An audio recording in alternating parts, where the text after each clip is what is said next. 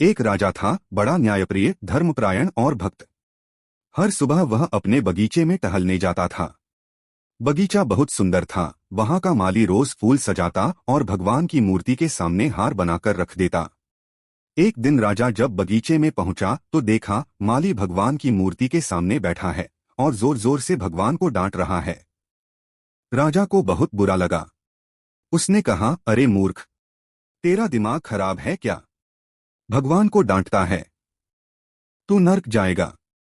माली मुस्कुराया और बोला, महाराज, मैं भगवान से नाराज नहीं हूं, बस अपनी बातें कह रहा हूं। वो मेरे पिता समान हैं, उनसे रूठ भी सकता हूं, लेकिन आप क्यों बीच में पड़ रहे हैं? राजा को यह बात और भी चुभी। उसने क्रोध में आकर कहा, अच्छा, तू अब मुझे ही सिखाएगा कि क्या करना चाहिए? कल से तेरी नौकरी खत्म। माली चुपचाप बोला, ठीक है महाराज, जो भगवान चाहेंगे वही होगा। उसने न कुछ कहा न कुछ किया, बस शांत हो गया।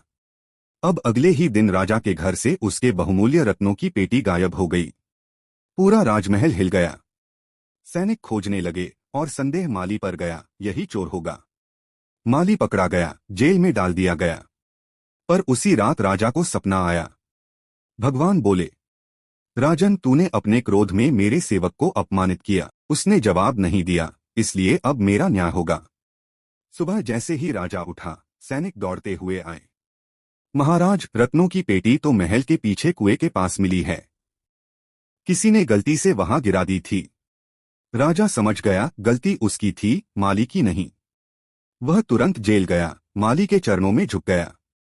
मुझे क्षमा कर दो, मैंने तुम्हें बिना कारण दुख दिया। माली हंस पड़ा। महाराज, मैंने तो उसी दिन आपको क्षमा कर दिया था, क्योंकि मैं जानता था जब मैं जवाब नहीं दूंगा तो भगवान खुद मेरा उत्तर बनेंगे। राजा की आंखों से आंसू बह निकले। उस दिन से उसने प्रण लिया, अब किसी को क्रोध में उत्तर नहीं दूंगा, क्योंकि हर उत्तर का असली मालिक भगवान है। जब कोई आपका अपमान करे, जवाब मत दो, जवाब भगवान देंगे। शांत रहना कमजोरी नहीं, ईश्वर पर भरोसा है। क्रोध हमेशा दूसरों का नहीं, अपना नुकसान करता है।